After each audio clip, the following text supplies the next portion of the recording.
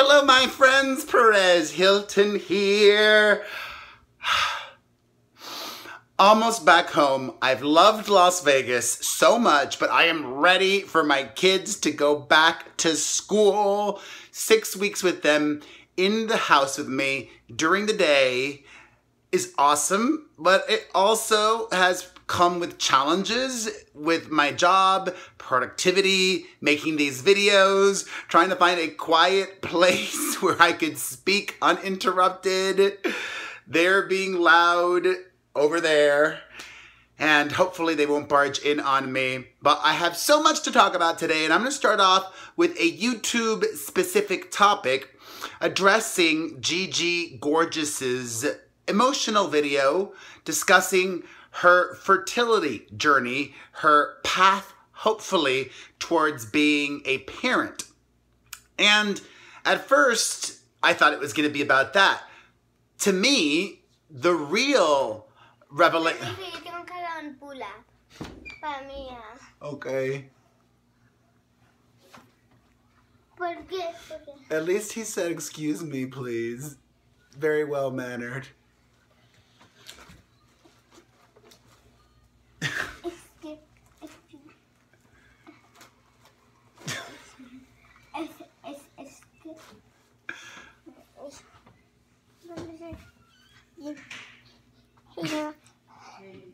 Bye-bye. Oh my God. Okay, take two, but I'm not starting over again. I thought GIGI Gorgeous's video was gonna be about trying to be a parent, fertility, infertility, that journey. And it was, but the bigger story, and I would have labeled her title something differently. We found out in this video that GIGI Gorgeous had been lying to the YouTube community. And actually, I think that's a very brave and bold revelation. She didn't have to reveal this. Her reasons for lying in the past, I think, are very valid. Specifically, in this new video that GIGI just uploaded that's gotten a lot of views, she shared with the world something very private, very personal, health-related, biologically related.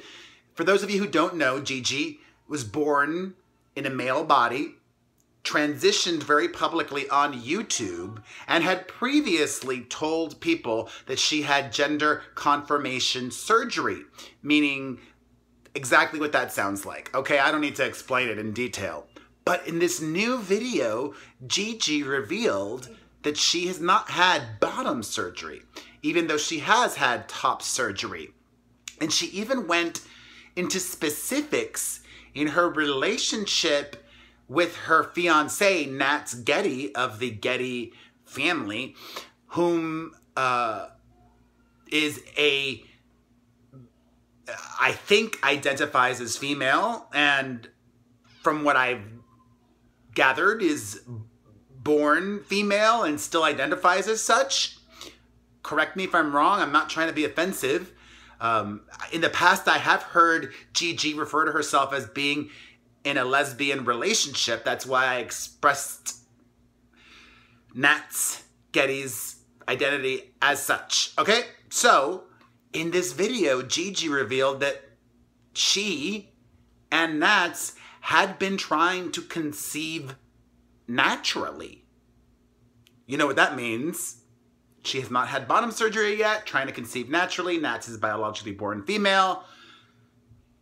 I was gonna, be a little more graphic, but no need for that.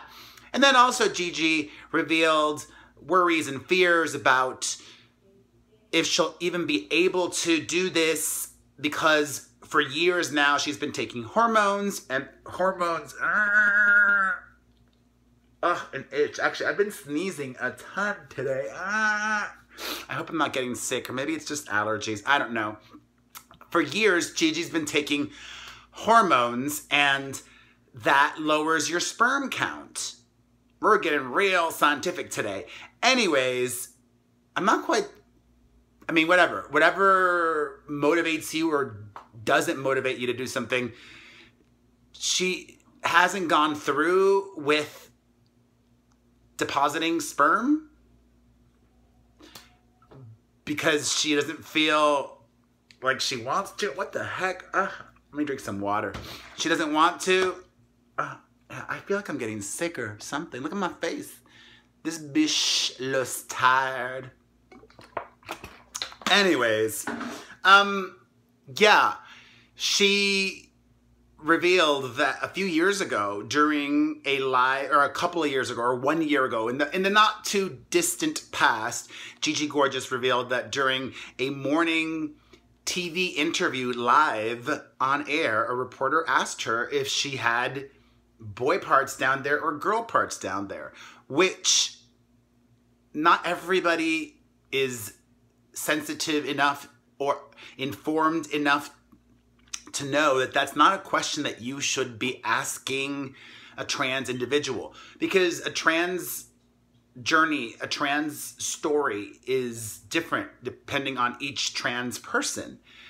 And there are many trans individuals, male and female, who happily identify as such and don't undergo any kind of gender reassignment surgery. So, I mean, for so many reasons, this video, outside of what it was intended to be, I think was a very powerful and very informative piece of content. So I'm happy that GIGI shared that, even though I think it was risky or scary of her to reveal to her followers that she'd been lying to them, even though I think she was totally within her reasons and totally okay and cool of her to lie. So that's my thoughts on GIGI Gorgeous. Now I want to pull up the statistics so that I can be accurate, because I like to be accurate, okay?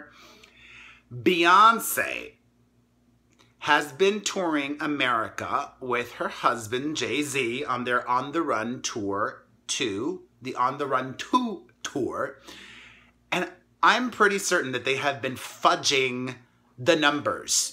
They claim to be having sellouts, but not selling that many tickets.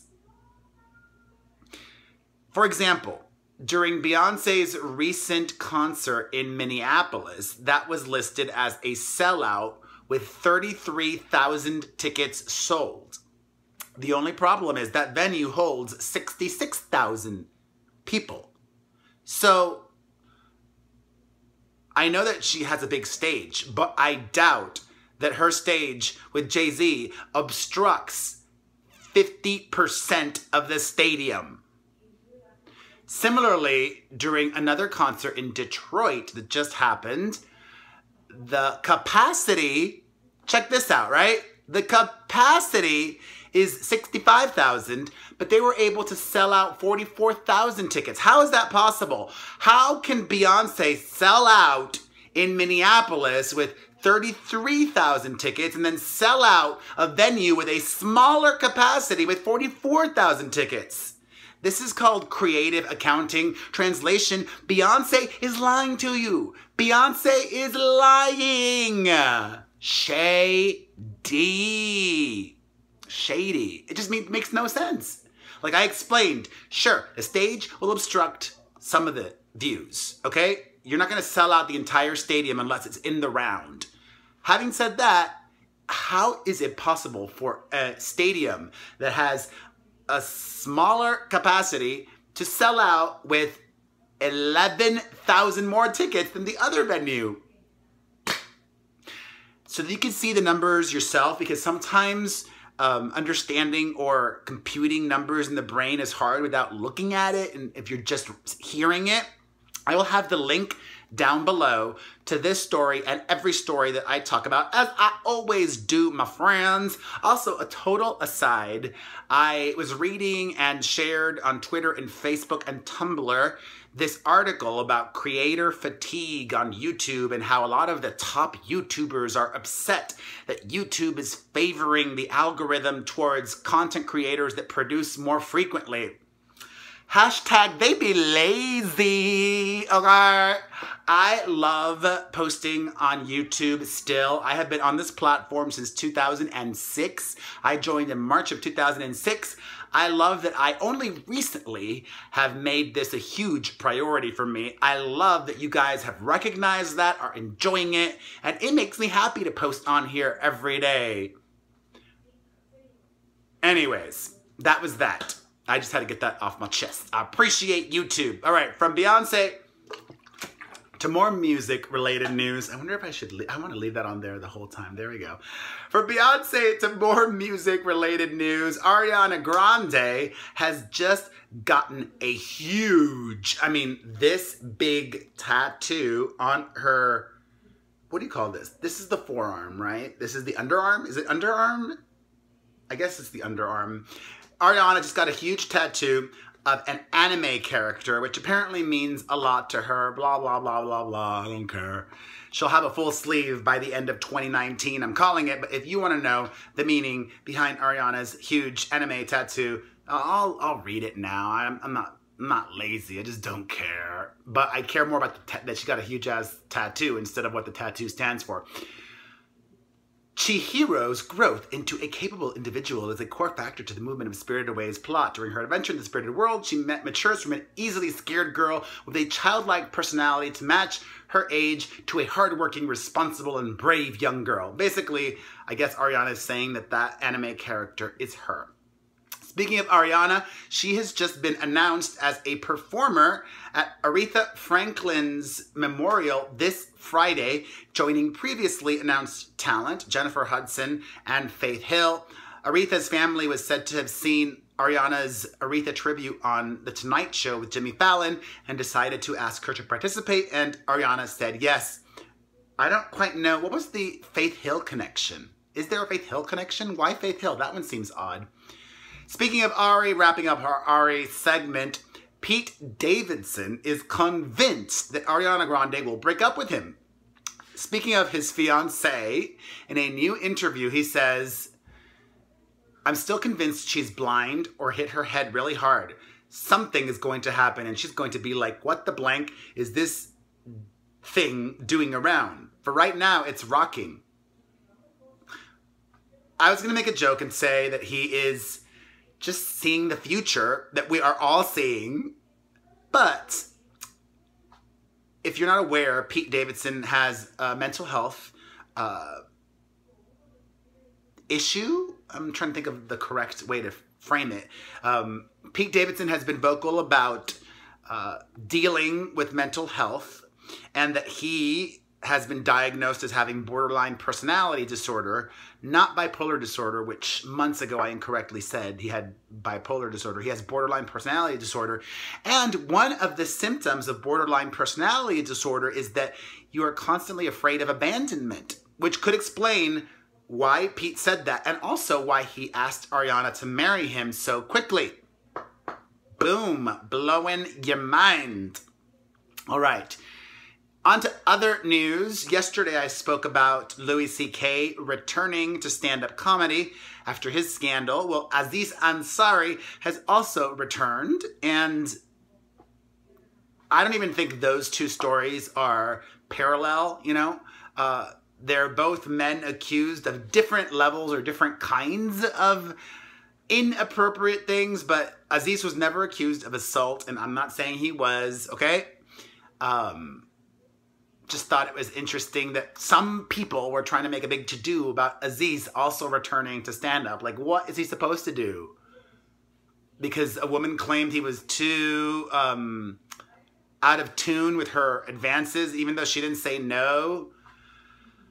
Anywho, in other news, this made me so sad to hear. Stormy Daniels, the adult film actress who had a one-night stand with Donald Trump, is profiled in the new issue of Vogue magazine. And in there, she talks about receiving death threats and having to switch hotels in the middle of the night and having to switch restaurants while eating at them. But the thing that struck me the hardest and saddest was hearing from her that she is estranged from her 7-year-old daughter. Stormy said, quote, if I contact her, it makes her sad. So I just kind of have to wait until she wants to talk to me. I don't know. If I was in her shoes, I would not wait. I'd be like, you're hanging out with me. I'm your mom. Do you like Stormy's approach better or mine? Let me know in the comments section below. All right, let's end things with a couple of Kanye West items. Kanye appeared on a Chicago radio station this morning and apologized, basically, for his slavery is a choice statements that he made a while back. And he also went to say that black people love him. I can't speak for black people, but Kanye just, I'm still exhausted from earlier this year from Kanye, but I guess it's nice to hear him apologize. And also, speaking of Kanye, he is defending wearing those small Yeezy slides at a wedding recently, saying he did that because that's how the Japanese do it. All right, my friends, it's almost Labor Day weekend. Woo woo! I hope you guys have a great time. Don't worry, I'll still be back tomorrow and Friday. So thank you for watching. Mwah. You know the drill. Please, please, please. I am shameless. I'm trying to grow this channel. I post videos every day. If you enjoy this, hit the like button, leave a comment, follow, subscribe here, follow my personal family channel, follow me on Instagram, get a cameo from me. Mwah.